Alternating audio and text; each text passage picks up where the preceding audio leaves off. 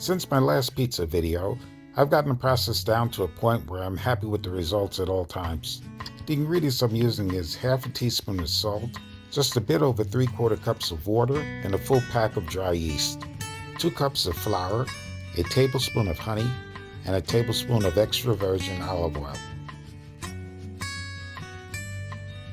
going to start by mixing the dry yeast and the 3/4 cups of warm water.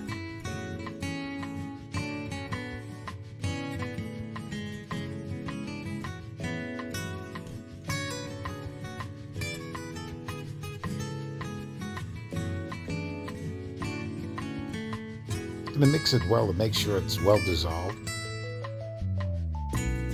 Then I mix in the tablespoon of honey to feed the yeast.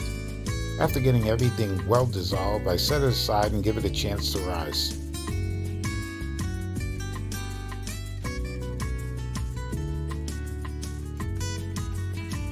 Although the ingredient calls for 2 cups of flour, I'm going to start off with a 1/4 cup of semolina flour and the rest 0-0. The semolina flour is going to add a little crispiness to the crust.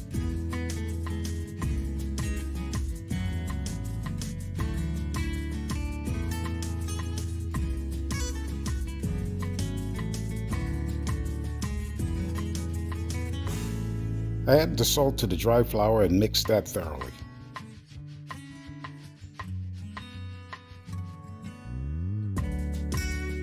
When I'm sure that the yeast mixture is activating, I can add it to the dry flour.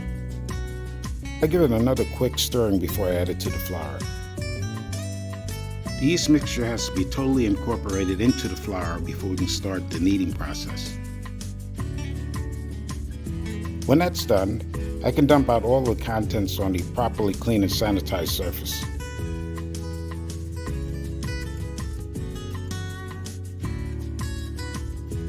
Since I'm not using a mixer and I'm doing this all by hand, it's going to take me approximately 15 to 20 minutes to knead out all this dough. It's important not to rush through this process. You have to build up enough gluten so when you do the stretching, you don't have tears in the dough. At this point, I can incorporate the extra virgin olive oil.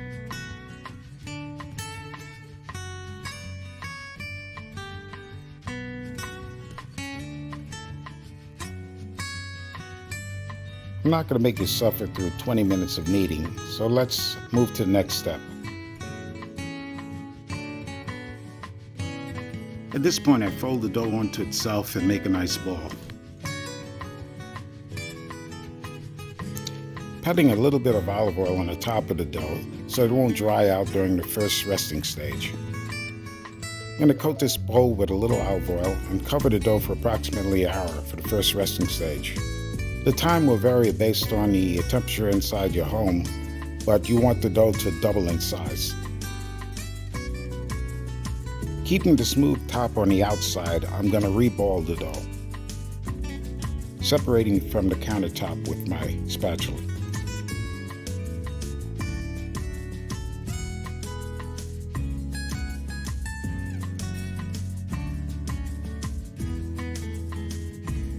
After placing the dough ball back in the bowl, I seal it tightly and place it in the refrigerator for its final 24-hour rest.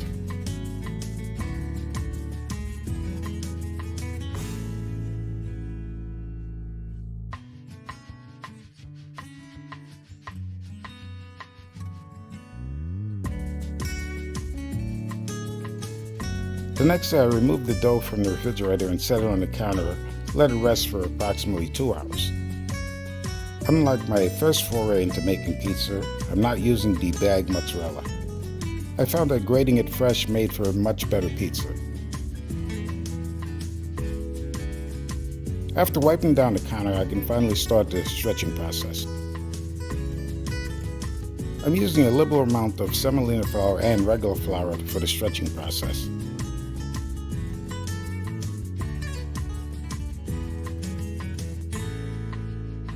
I'm releasing the dough ball top down first on top of the flour.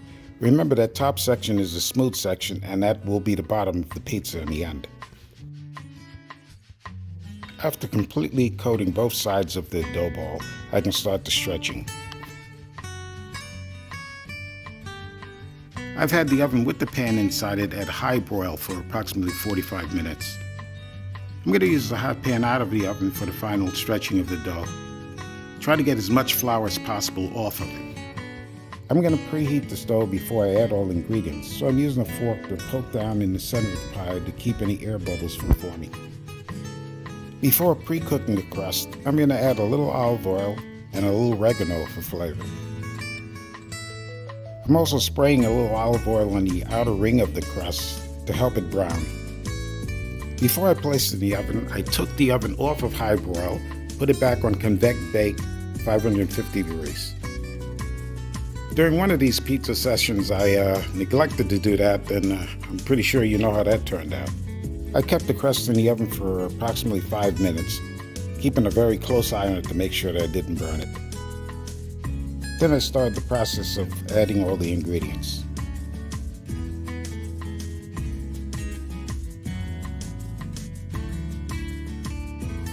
I use a liberal amount of sauce, but you really don't want to overdo it.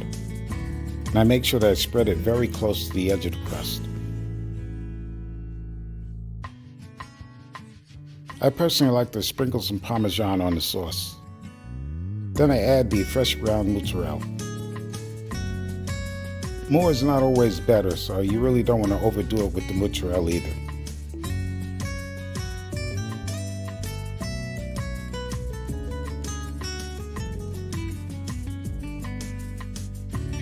Now, pepperoni is a whole different story. I don't think you can ever overdo the pepperoni.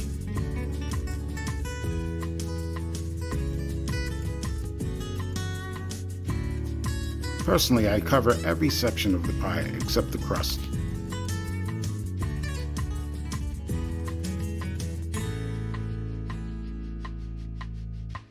Then it's back in the 550-degree oven. Periodically, I check the pie and turn it for even cooking.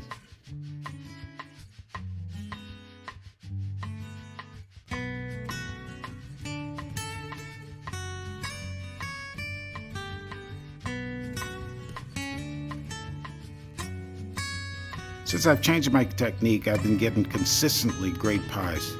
The only one thing I changed is I'm not getting the proper browning underneath from pans. I ordered a new cast iron pizza pan from Amazon. Don't forget to subscribe to the channel, like, comment, and share.